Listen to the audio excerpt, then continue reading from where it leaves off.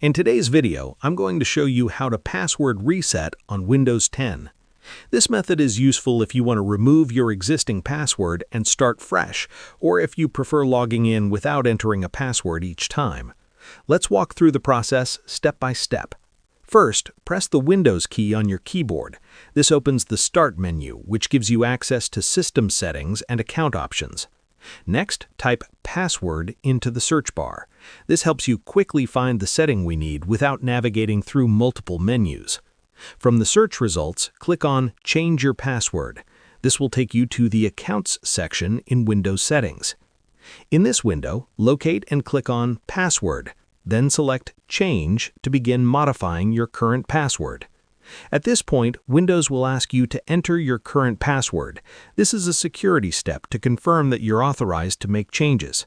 Enter your password and click Next. Now you'll see fields asking for a new password. To reset and remove your password, leave all of these fields blank. Leaving them empty tells Windows that you no longer want to use a password to sign in. After leaving the fields blank, click Next. Finally, click Finish to complete the process.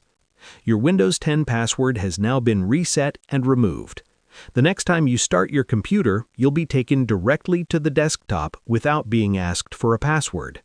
Remember, while this makes signing in faster and more convenient, it also reduces security. Only use this option if you're comfortable with others having access to your device.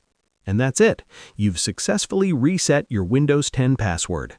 If you ever want to add a new password later, you can return to these settings and follow a similar process. Thanks for watching, and I hope this guide was helpful.